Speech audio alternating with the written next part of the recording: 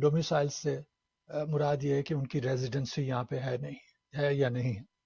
اب ریزیڈنسی کے لیے کیا ثابت کرنا پڑتا ہے؟ بنیادی طور پہ کہ آپ کا گھر بار یہاں پہ موجود ہے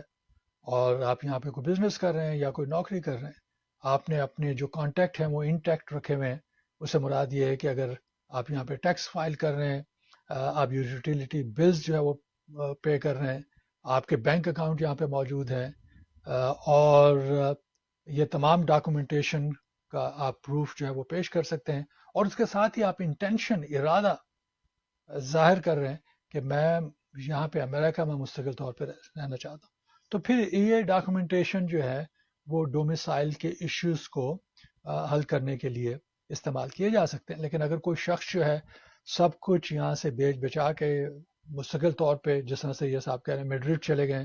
اور یہاں پہ ان کے کوئی کانٹیکٹس نہیں ہے، نہ کوئی لیز پراپرٹی ہے، نہ کوئی پراپرٹی وہ اون کرتے ہیں، یہاں پہ جاب بھی نہیں کر رہے، ٹیکس بھی نہیں پے کر رہے، اور بینک اکاؤنٹ بھی نہیں ہے، یا اگر ہیں تو کچھ چیزیں ہیں لیکن زیادہ چیزیں جن سے یہ ثابت ہو سکے کہ یہاں پہ ان کی رہائش، مستقل رہائش ہے، اور اگر وہ پورا نہیں کر رہے تو پھر یقیناً ڈومیسائل کی بیسس کے اوپر جو ہے یہ کیسز جو ہے وہ مسترد ہو سکتے ہیں۔